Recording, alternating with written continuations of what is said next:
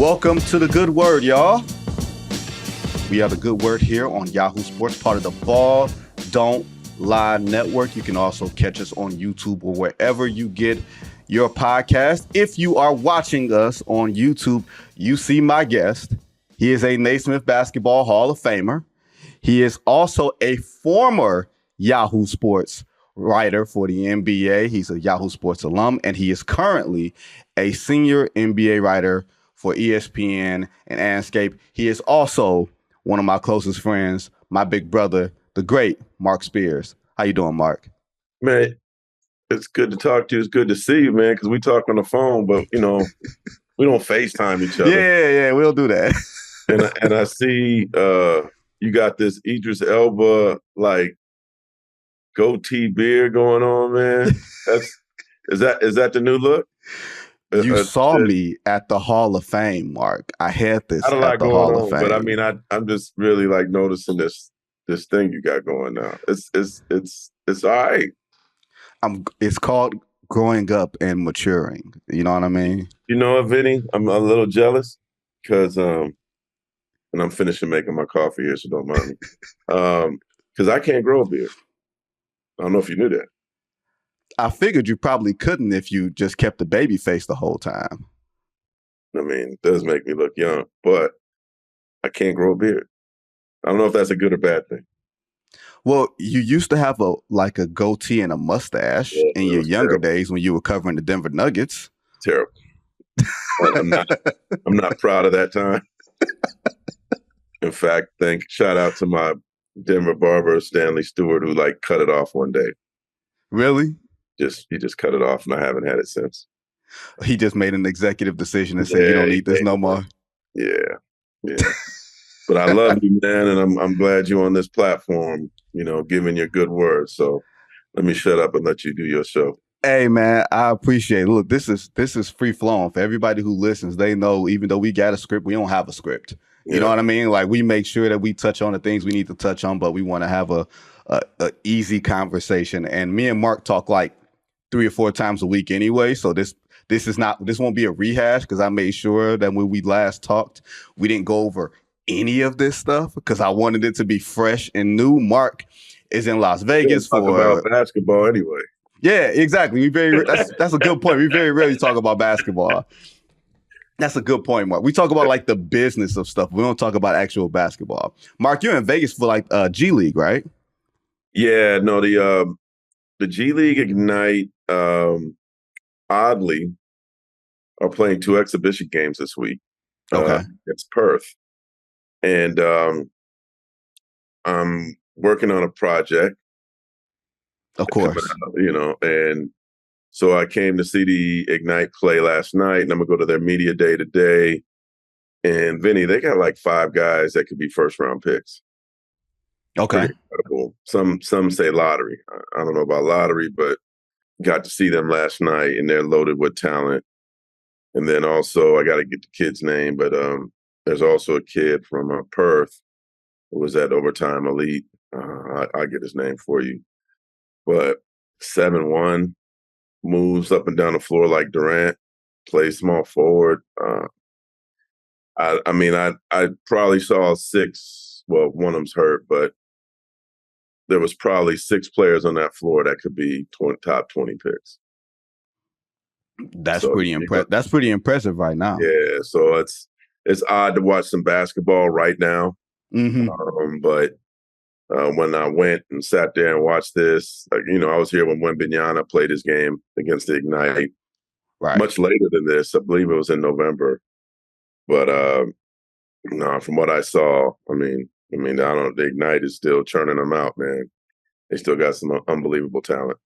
No, they seem to have a pretty good program going there as far as kids who don't want to go to college, who don't want to deal with the whole NIL thing or playing in that program, want to go straight to what pro NBA sets are like and pro NBA coaching, that sort of thing. That makes perfect sense.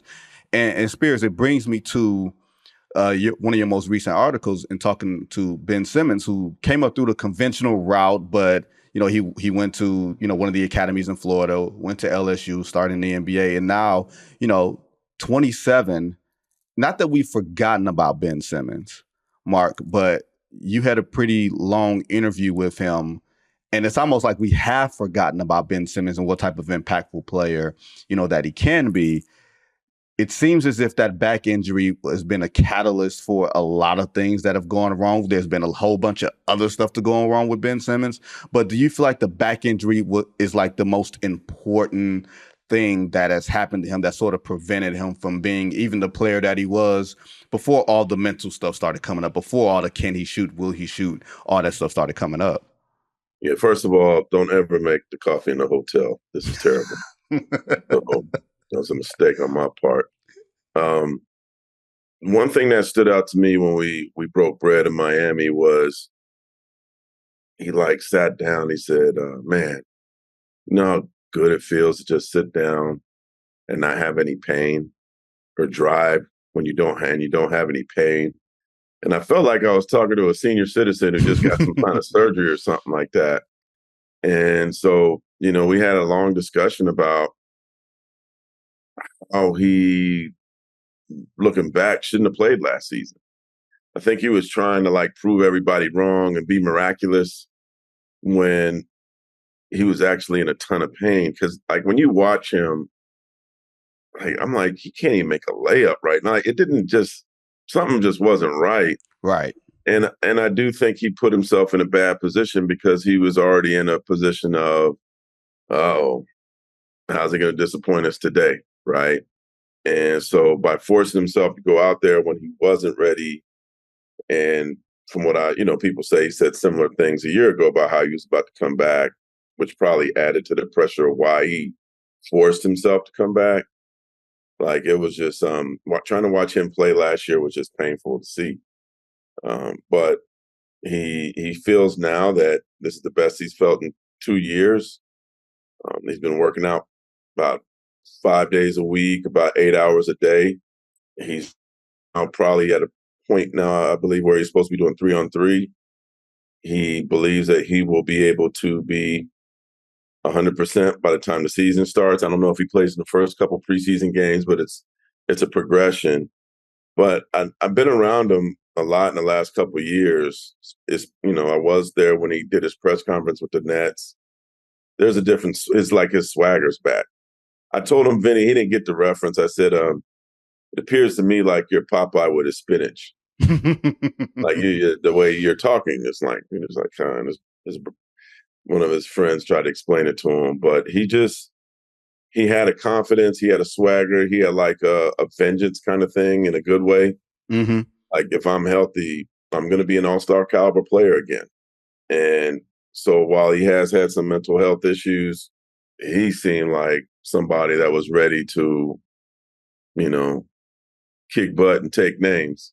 So there was no, to his credit, I didn't sense any bitterness towards anybody else.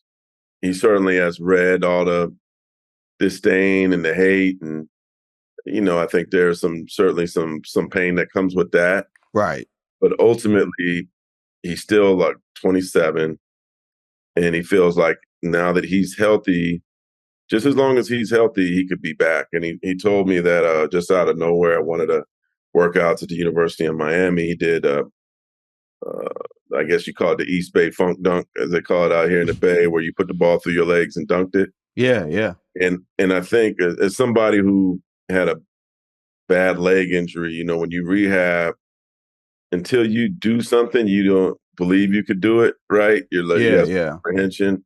So I think he did it in front of his family members in the gym.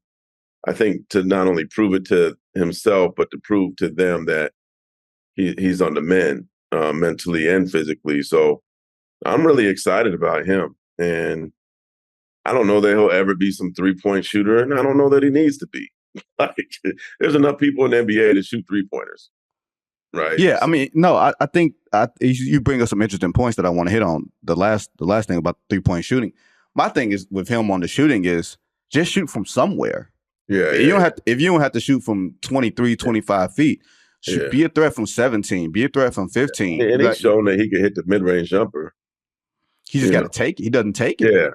Yeah.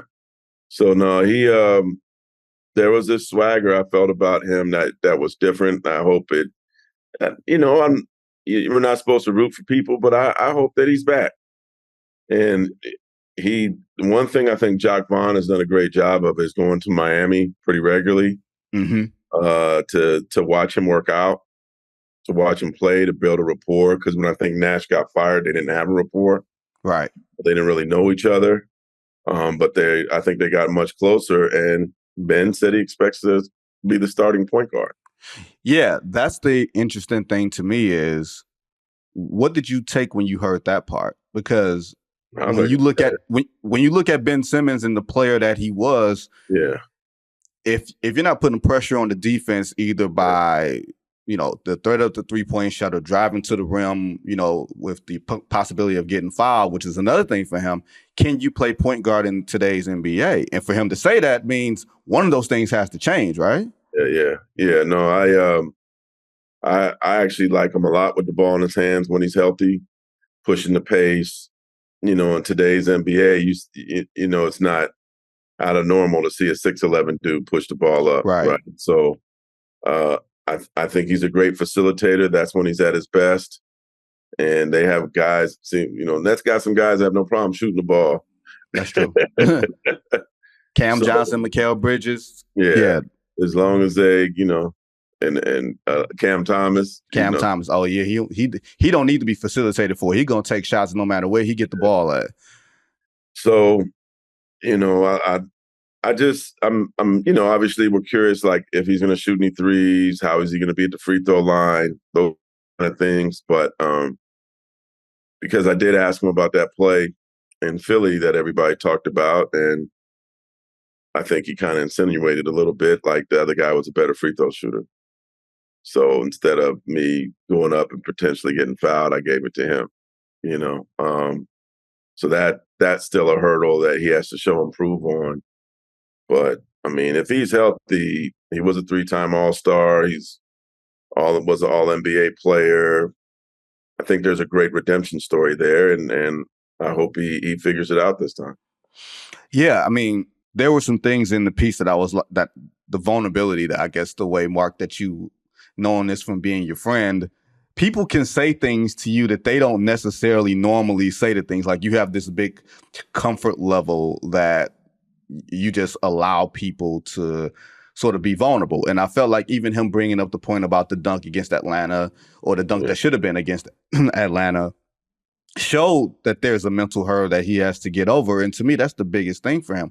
What do you think he stands right now? Not asking you to play amateur psychologist, but what do you think he sits right now as far as his mental journey with everything, at least relative to where he was when he didn't want to play for Philly anymore and it was hard for him to even get back on the floor mentally?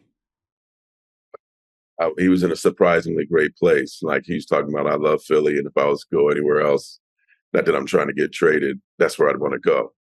Which probably caught a lot of people in Philly by surprise. Like, yeah, really? You want to come back here? Do we want you back here? But right. So one thing that he's doing, and Vinny, I like to fish. Yes. And so I delved into him fishing a little bit, and he was telling me like fishing has taught him about patience. It's helped him relax. Like he goes fishing all the time. This dude goes scuba diving, and so he's like, before he was probably too eager, where now like he feels like he has to be patient, like when you're trying to get something big in the sea, right? Like it just doesn't happen. So I think he's trying to be patient with his progress, but he sees progress. He's quietly shown, like he's getting hit now too. I don't know if you saw that, but I watched some video where he's like, he's not playing 5-on-5, but when he's playing 2-on-2, playing ones, he's getting hit. So I think those things have been giving him confidence. Mostly, I think it's the lack of pain. And I asked him, I'm like, why didn't you say anything? And he just said, in the sense that he's gotten tired of trying to prove to people where he is. So I think it sounds like his give a damn meter has gotten to be really small, which in this state of social media, I think is valuable for not only an athlete, but any human. Right. So just if there was something I was impressed with, it was this confidence that was back, like the swagger that was back. I know I keep saying that, but to me that's important because if he's not there mentally, then the physical is not going to matter. And mentally, he had this mental strength that I see in elite players in this league. Okay. And I've talked to him in recent years, and I couldn't say that. But he seems now like he said he's ready to kill in this league again.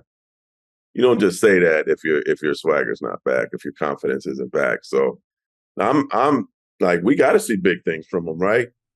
He done wrote a big check. And I mean, my thing, Mark, because you brought it up a few minutes ago when you said you had an injury in college and you know how hard that is to mentally come back from. Yeah. But just the physical part of it, Mark, there doesn't seem to be a lot of guys who come back from major back injuries. Yeah. You know what I mean? Like, I can't, like Brook Lopez, I felt like he had one, but then he sort of changed his game. But Brook Lopez changes his game like every 3 months. You know what I mean? Like he went from being a post player. Like when he plays, it looks like his back hurts, even though it may not be hurting. It's just looks stiff. Yeah. Is that a concern that there's not a huge precedent for guys who've had debilitating back injuries to be able to come back and be a better version of themselves? Yeah, no, with him, you're always going to be wondering, like, because that's one of those scary injuries where it could just flare up at any time, right? Yeah. They also get the best of the best. Yeah. Like, it ain't like me going to my insurance and seeing somebody like he's going to see the best specialists in the world. But to his point, like just him saying, like, appreciate the little things, like just being able to sit in a chair with no pain, being able to drive with no pain. He was saying that last season he couldn't drive and he couldn't sit. And he remembers after some game, just trying to walk to the bus. The other guy who I remember, Michael Porter Jr., when he got drafted, walking with him after he got drafted, and he was walking like the Tin Man. Mm-hmm. Like, I was like, whoa, like, and we've talked about it later. Like, he put on a good face. Yeah. You know, that night it was draft night, so he was trying to put like lipstick on a pig, I guess, right? But yeah. He was definitely in pain, and so, I mean, I think only Mike knows his. I mean, Mike and Ben, only they know their bodies better than anybody else. Right. So if you are in pain or if it isn't right, like, why say it is? Like what? So like he must be in a really, really good place physically, because and I'll say this too, man. His body looked like he was trying to be a superhero or something. Like, okay. You could tell like he's put on some muscle. Okay. Tell he's in great shape. You could tell he's been working out. Like, okay. He looked like somebody that like you could sense that he has been putting the time in. It's funny because now, Mark, we get to talk about the thing that I really want to talk to you about. Okay. You know what that is, right? Shoes? No. Mark, you're being a wise ass. Mark is talking about my background. The thing I really want to talk to Mark about, if you guys haven't checked it out, it's called The Conversations Project. It's on Hulu, and it's Mark, it's Chef David Lawrence, it's, what's the lady's name? Elaine? I can't remember her last name. Yeah.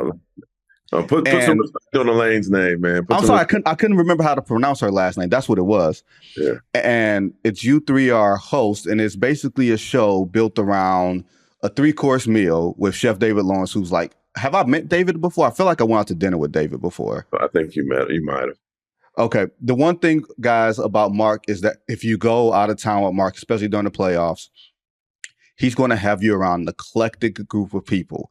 It may be a rapper, a DJ, a musician, an artist. It's going to be people from all different walks of life, and you're going to have great food and great conversations because Mark knows exactly where everything is in every city, right? He's like the number one liaison. I'm like, hey, Mark, I am in Is this a Timbuktu. Where good do I day? go? Where do I go to eat?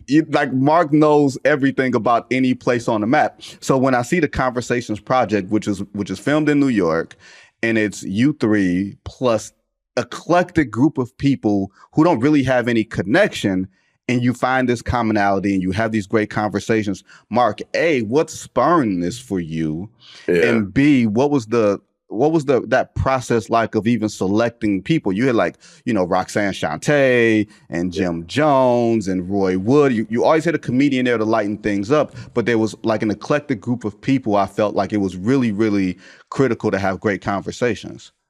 No, this whole show that it's on Hulu, and if everybody hasn't seen it, it came out on, 2 Mondays ago, and I'm really, really proud of this, man. As what they say, growth, right? Like Yes.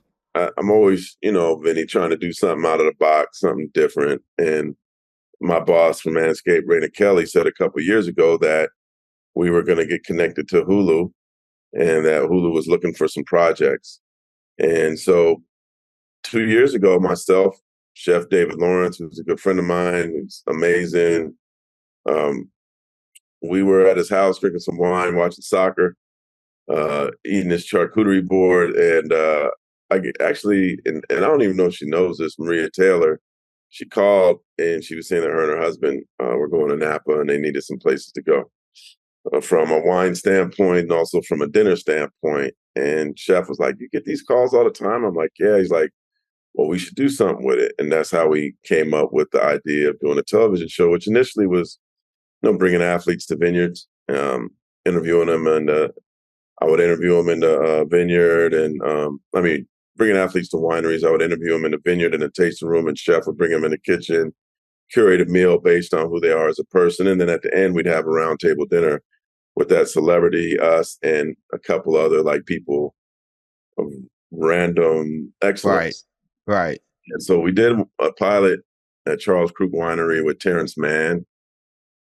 Clippers assistant Brian Shaw came, his wife, Chef Nikki, W. Kamau Bell, the comedian, activist, and also Brene Royale, who's a Black woman in the wine industry. And what I was kind of looking for was a Black iron sharpens iron dinner.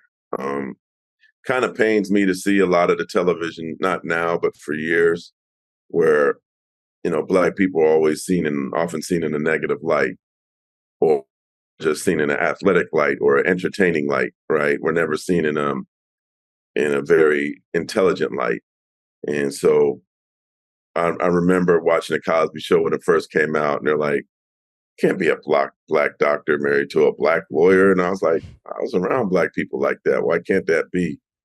And it was just, I remember that being kind of sad to me, like that. A lot of society felt that way, that was ludicrous that there could be such a couple. But I'm a big Mo Better Blues fan. I was inspired by Mo Better Yes. Blues and Boomerang and Love Yes. Jones and The Best Man, and those are the kind of folks I'm around, Black folks I'm around, like very intelligent, successful people with different genres. And as you mentioned, those are the kind of dinners I had. So I wanted to create something with Chef that basically takes the world to dinner with that kind of group of Black people like we go to dinner with, right?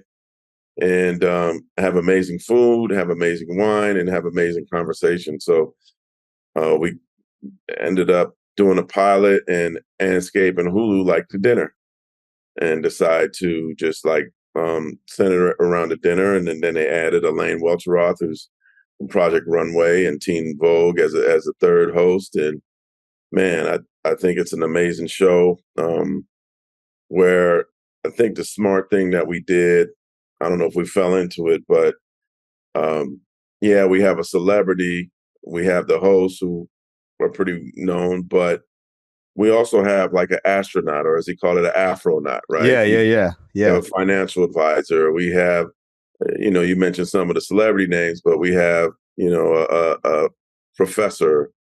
Um, we had a transgender model. Like we have all these different people. So I don't think the table feels like intimidating or feels like to the viewer that you can't be a part of that table. like you feel like, man, I could have dinner with this group, you know.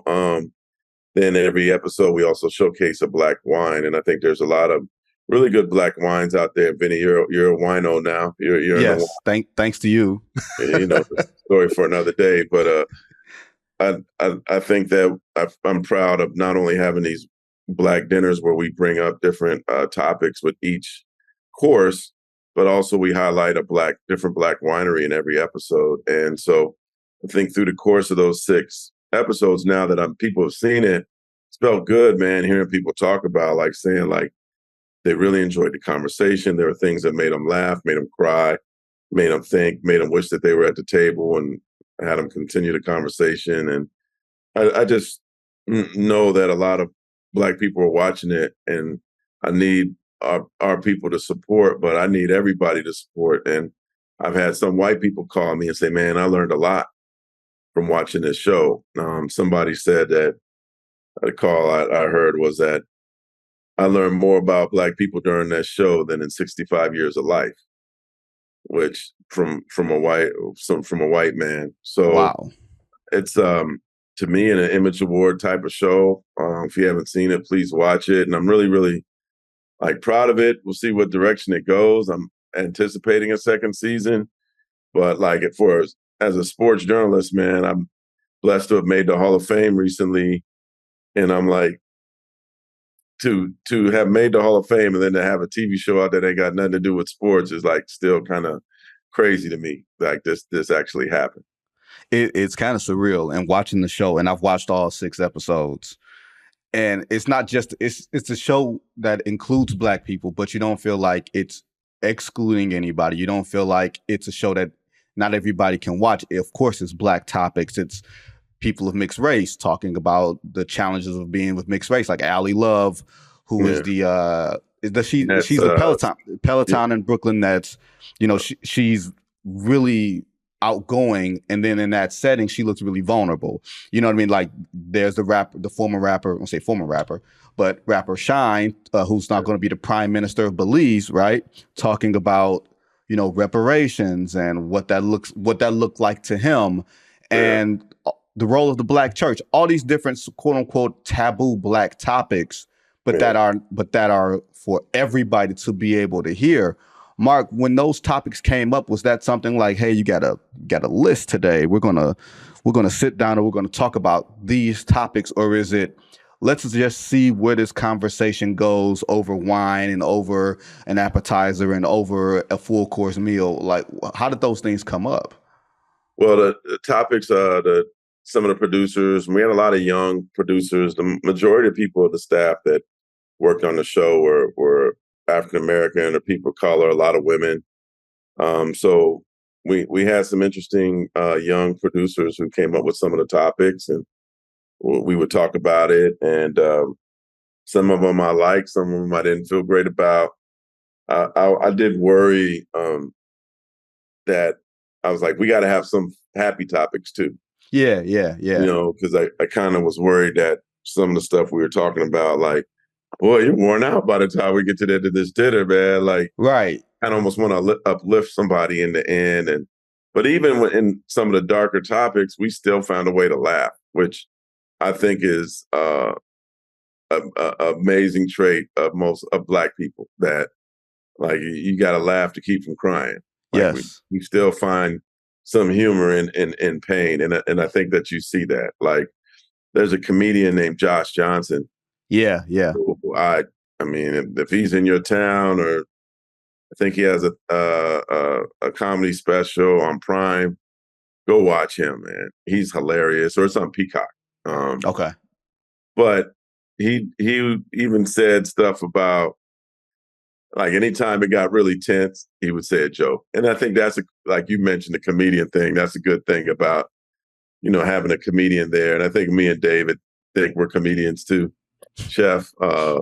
So we kind of like, even when it gets tense, the mood got lightened up in a good way, to kind of make it from being a dark dinner, so to speak.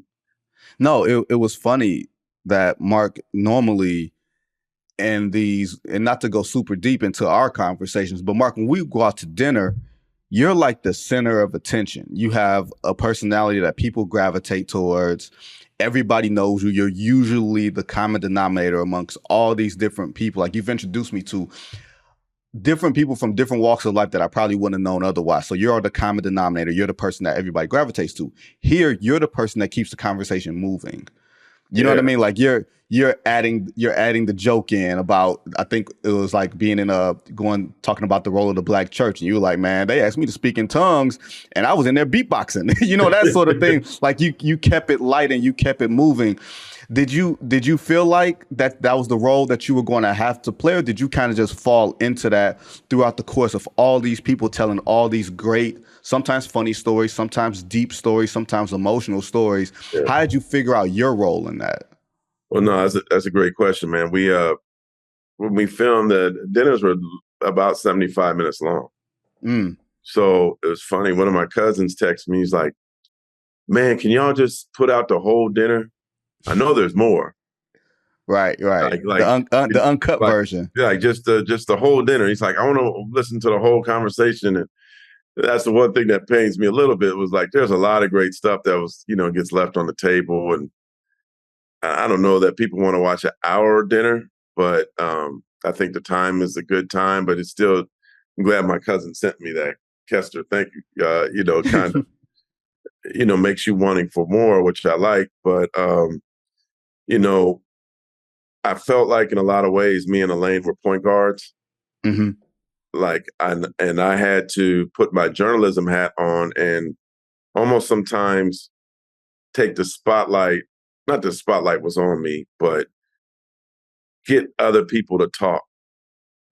Like, if you were able to watch the whole thing, because obviously things get edited, there were times when I noticed that this person wasn't speaking a lot. And I had researched them just like I research everybody I interview. And I was like, well, weren't you connected in this way? Like asking Shine about his mental health in prison, right? And stuff like that, not leaving any questions on the table. And so in a lot of ways, if you watch it, you can see that I'm kind of point guarding, that Elaine's kind of point guarding. And even David gets into that a little bit too, where we're trying to like get this person engaged and this person engaged. Because I do think for some guests, man, and Vinny, I mean, I don't know how you ever felt, but like the table got a little intimidating sometimes to some people. We had one guest who, I won't say who it is, but before we started filming, they were very nervous about feeling like, were they as educated as they needed to be for that table. And if I said who it was, and you watched it again, you get like, yeah, I could tell they were a little nervous, kind of like trying hard, Yeah. But that's I think the beauty of those dinners is it's like, and I mess with you. I'm like, man, you got to put your phone down, man. Put your phone down, brother. Like, be in this moment right now. Marc is the king of, like, literally. He will. I'm not speaking out of turn. Marc will tell me to sit next to him at dinner, for one, and then I think it's purposely for the reason of, I'm going to grab your phone out of your hand if I see you scrolling Twitter or texting or whatever it is. Honestly, I'm just checking for like news or whatever it is, something work related, like crossword or something like that. It's Words with Friends. It's like my competitive creative juices. But either way. But Marc is literally the person that's going to like tell you, hey, engage. And I'm always the person that will sit back and listen, because it's always like these really interesting ass people that we're with. Yeah. And you don't want to take up space. Like, it's restaurateurs and everything else. It's literally people that I probably never would have met in life if not for Marc. Yeah. And I just want to sit there and just listen. You know what I mean? Like, I may ask a question or two, or someone asks me something, but 9 times out of 10, I'm the youngest person there. So I'm going to do more listening than talking. And that's okay. There's nothing wrong with that. I mean, like, you snatched the phone out of my hand, we went Marc. to dinner in the finals in Denver, and we had Tom Joyner at the table. Yes, we did.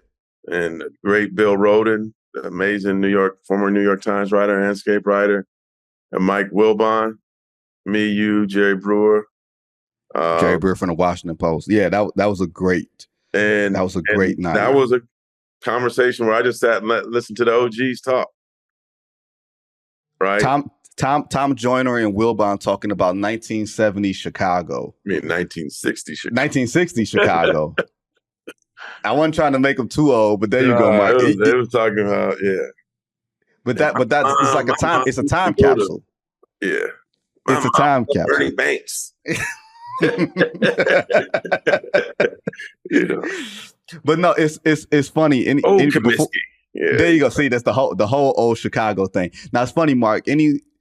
I would say Roy Wood, the comedian, who's been on a bunch of, I think he does the Daily Show on Comedy Central. Should be the host. Yeah, he should be though. Roy, he's really, really good. And he talked about having a son and saying, what do I teach my son about dealing with the police if he may never have to deal with them in the same way that I do? I felt like those were conversations that even if you couldn't relate, that those were questions that you may have. I felt like those topics were being facilitated in a way that even if it were in a time capsule, it was still something that you would, if you didn't know any better, you would think that show was on CNN or something like that, but you were being entertained at the same time.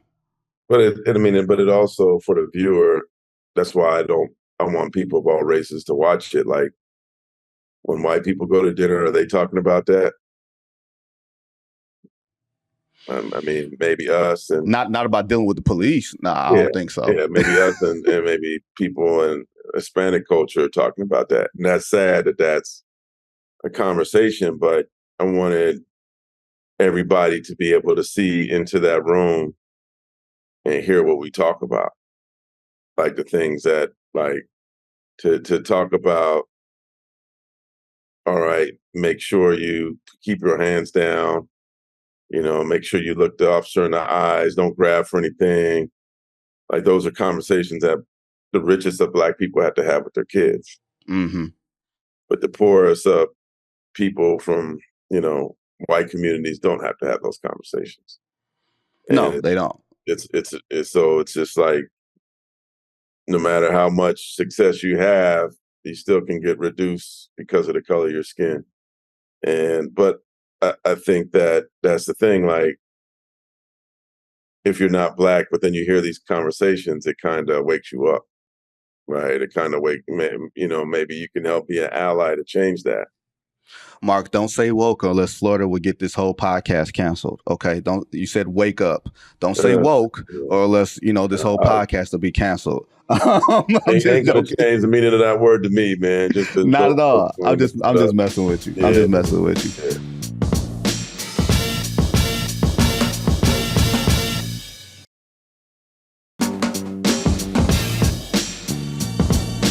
We are back with Marc Spears on the Good Word Podcast with Goodwill. Marc Spears, of course, senior writer at Andscape and host of the Conversations Project on Hulu. Marc, of course, if people don't know, is based in the Bay Area. So, of course, we got to talk to Golden State Warriors. Here, man. Torn tendon from popping my knuckles. Are you serious? I wish I was joking. I popped my knuckles and apparently tore a tendon that goes all the way from my elbow to the tip of my finger. You got to come up with a better story than that. I wish it was a better story than that. You dunked, and the dude was mad and grabbed your arm in the air and tore a tendon.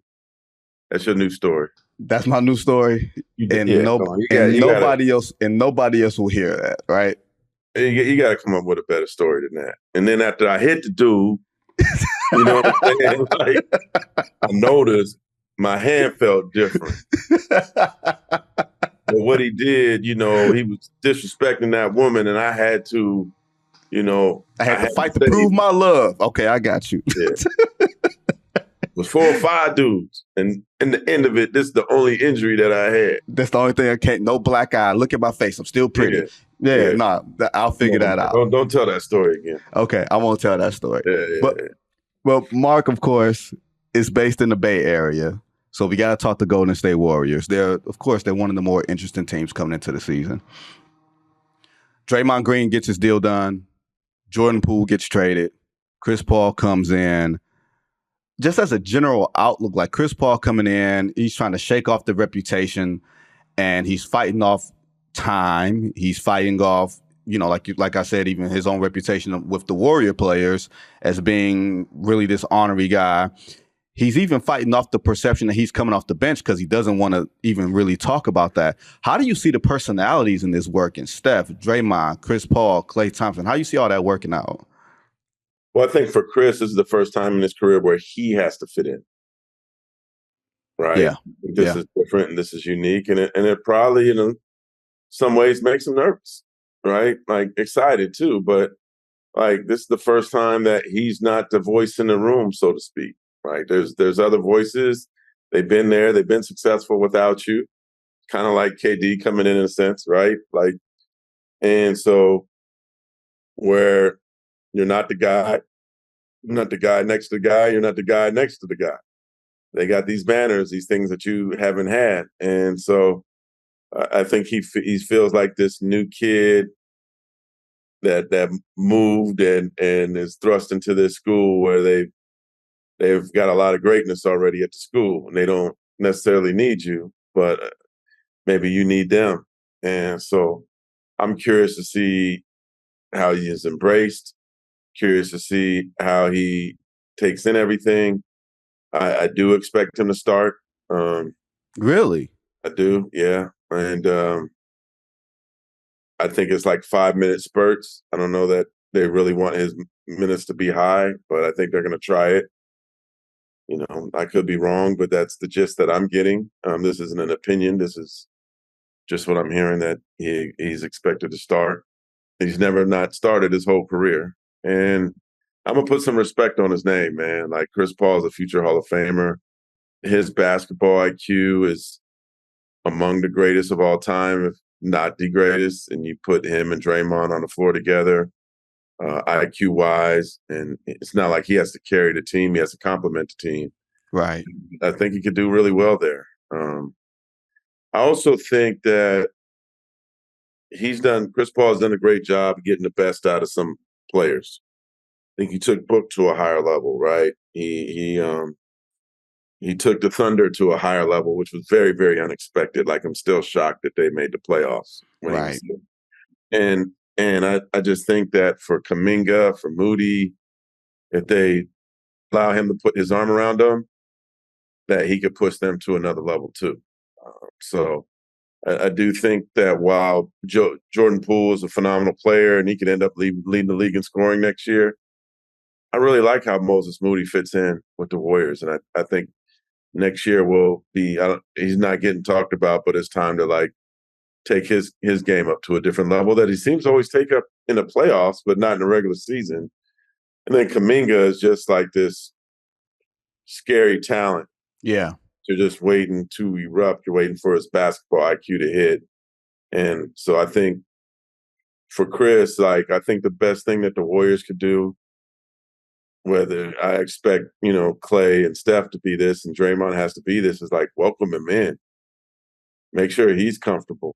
The same way you would want to be at your end of your career if you end up going somewhere else, and just squeeze the best out of Chris Paul, because if they do accept him, I mean, that's like another coach on the floor, man. Like, he ain't got to carry the team, but he could make the team better just with his mind.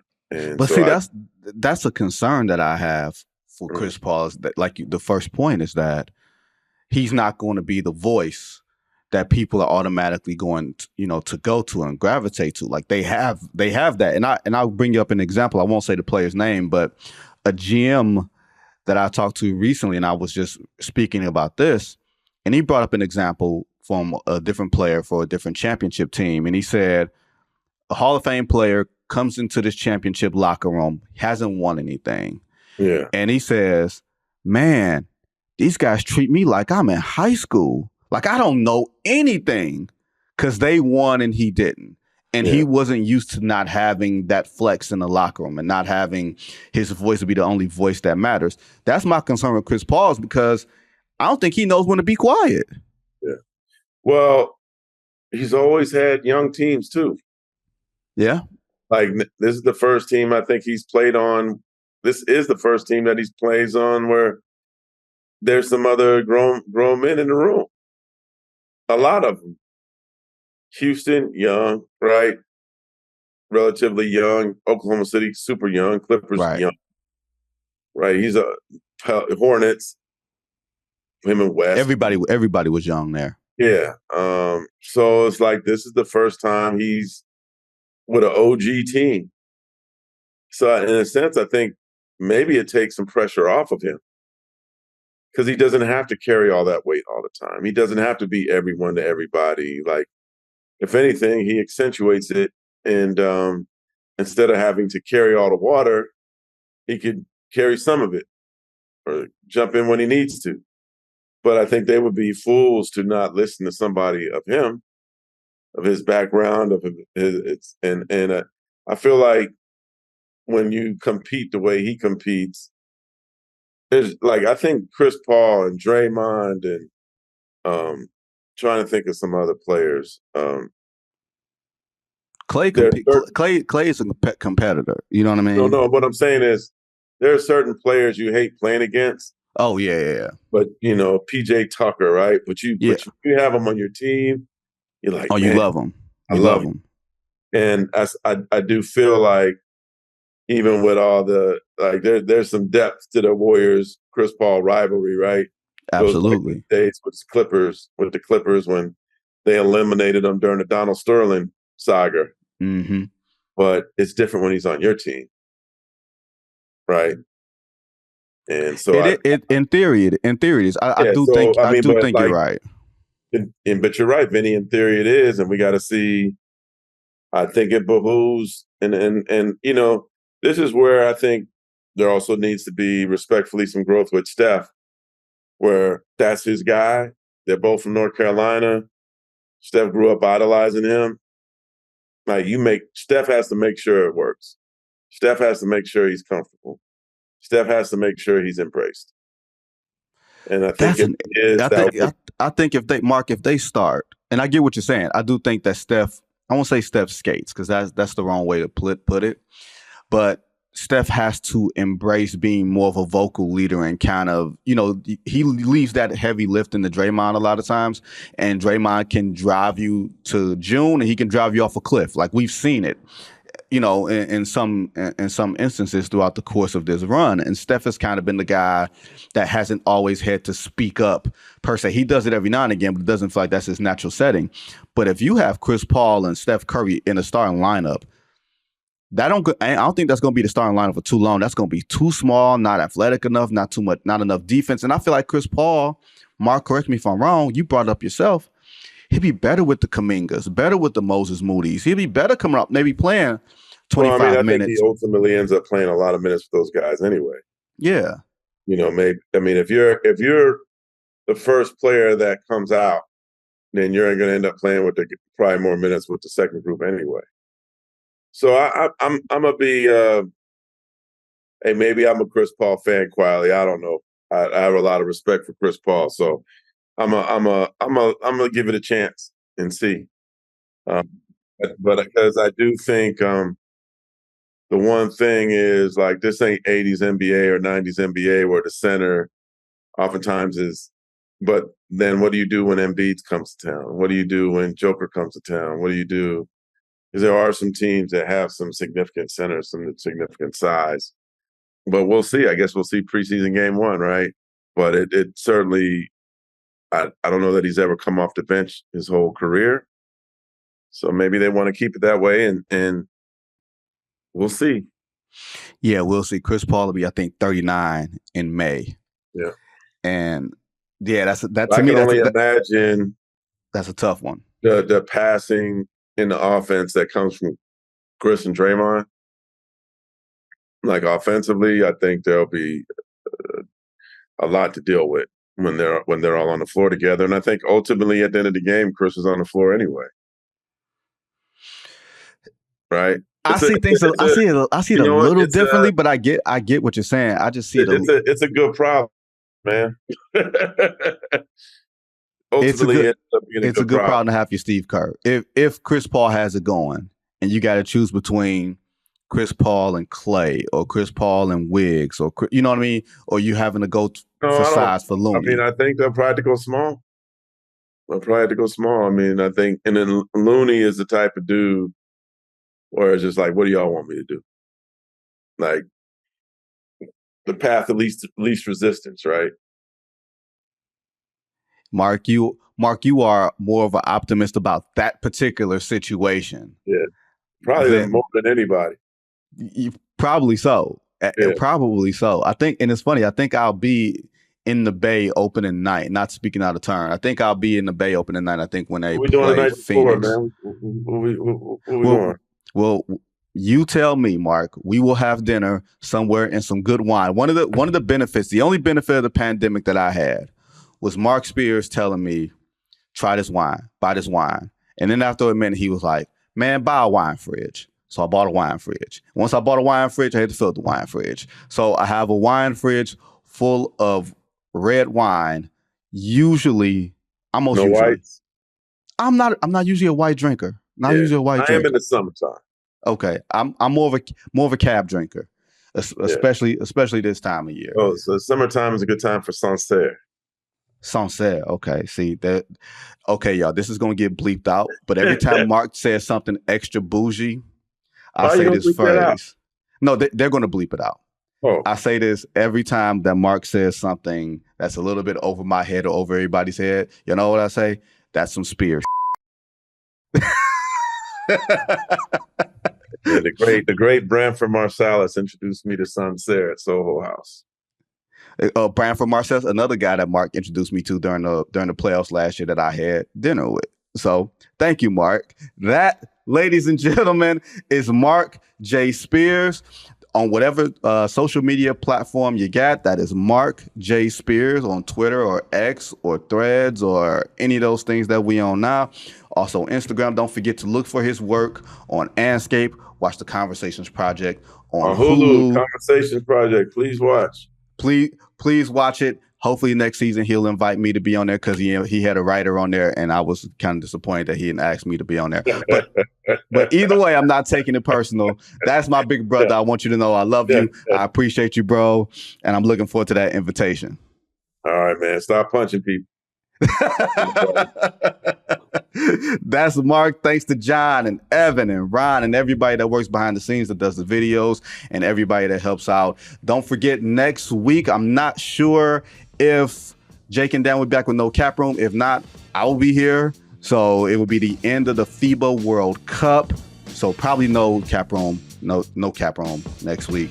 I'm Vincent Goodwill. Y'all hear the music. See you guys next week. Be safe.